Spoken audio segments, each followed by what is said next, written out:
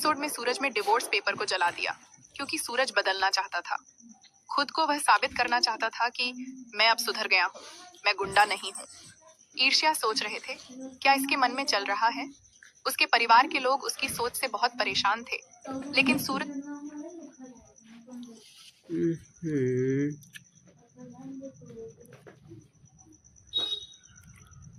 इस एपिसोड में सूरज ने डिवोर्स पेपर को जला दिया क्योंकि सूरज बदलना चाहता था। खुद को वह साबित करना चाहता था कि मैं अब सुधर गया हूँ, मैं गुंडा नहीं हूँ। ईर्ष्या सोच रहे थे, क्या इसके मन में चल रहा है? उसके परिवार के लोग उसकी सोच से बहुत परेशान थे, लेकिन सूरज नहीं किसी की बात मानता है। वह अपनी ही बात पर उड़ जाता है। वह कहता है कि मैं खुद को बदलकर जरूर दिखाऊंगा, ईर्ष्या के लायक बन के दिखाऊंगा। ईर्ष्या सोच रहे थे कि सूरज हमें नहीं चाहता है, इसलिए वह अपने घर जा रही थी। तभी सूरज ने दिवस पेपर जला दिया और उसे घर जाने से रोक लिया। काव्य नहीं चाहती थी कि ईर्ष्या इस घर से चली जाए। काव्या ने बोला मन ही मन में कि यह छुई मुई, अगर जो यहाँ से चली गई तो मेरा क्या होगा। और तो रिया तो यही चाहते थे कि ईर्ष्या इस घर से चल जाए, क्योंकि वह बोल रही थी कि इसके रहने से कुछ ना कुछ अनहोनी होती रहती है। एशिया सूरज से बहुत परेशान थी क्योंकि उसे जवाब चाहिए था। सूरज जवाब देने से मना कर रहा था, वह खुद को बदलना चाहता था। ईर्ष्या बोले, मैं जब तक यहाँ से अब नहीं जाऊंगी जब तक मैं उनसे जवाब नहीं सुन लेती। सिरसिया ने बोला, आज कुछ भी हो जाए, पर मैं आज जवाब पूछकर ही मानूंगी। कभी तो मैं कुछ चीज सही कर सकती हूँ। ना कोई तमाशा सच में ससुराल का सामान है। आदित्य को शगुन का सामान दिया, नदी में परवाह करने के लिए भी दिया, सामान देना है। तभी तानिया ने जवाब दिया कि मन में चली जाऊं, मुझे काव्या को सॉरी बोलना था। दादी अपनी बहू की आरती है और उसे अपने घर की लक्ष्मी भी मानती है, लेकिन यह नहीं पता था कि दादी जी कोई ना कोई चल रही है। उसे फंसाने के लिए व्हील चेयर पर था, अभी भी उसकी कुंडली से इधर। ईर्ष्या ने सूरज को पकड़ लिया। सूरज घड़े में पानी लिए जा रहा था। तभी रसिया ने उसे धक्का दिया और सूरज गिर गया।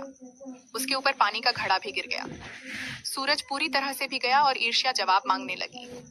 सूरज जवाब देने से मना कर रहा था क्योंकि उसे खुद को बदलना था। तो जवाब देता तो क्या देता। और ईर्ष्या बहुत गुस्से में थी।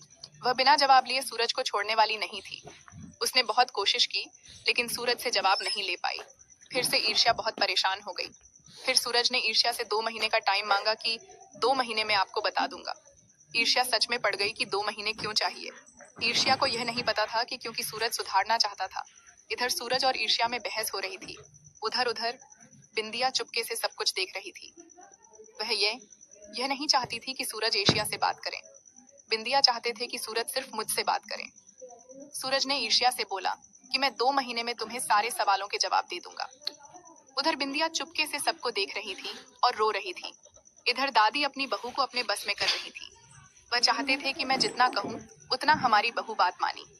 कुछ दिन में आदिति ने ईर्ष्या को समझाया और उससे बोला कि अगर जो उसे तुमसे प्यार ना होता तो वह डिवोर्स पेपर क्यों जलता। घर के सभी लोग सोचने लगे कि सूरज में कुछ तो बदलाव आया। जरूर है। घर के सभी लोग ईर्ष्या को समझते हैं तो वह 2 महीने रुकने के लिए तैयार हो जाती है, फिर वह नहीं जाती है। 2 महीने अपने घर, फिर घर के सारे लोग लक्ष्मी जी की पूजा करने चले जाते हैं।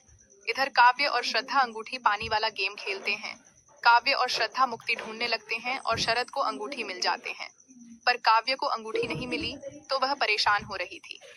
तो शरद ने थाली के अंदर ही काव्य को मुक्ति दे दे और काव्य जीत जाती है। फिर रब ने अपने कड़े के हाथ कड़े की गांठ को ढीला कर दिया, क्योंकि काव्य उसे खोल दे और इस गेम में अब जीत जाता है। तभी अरब के पापा आ जाते हैं और दोनों आशीर्वाद लेने लगते हैं, और काव्य को अरब के पापा के बात सही नहीं लगी।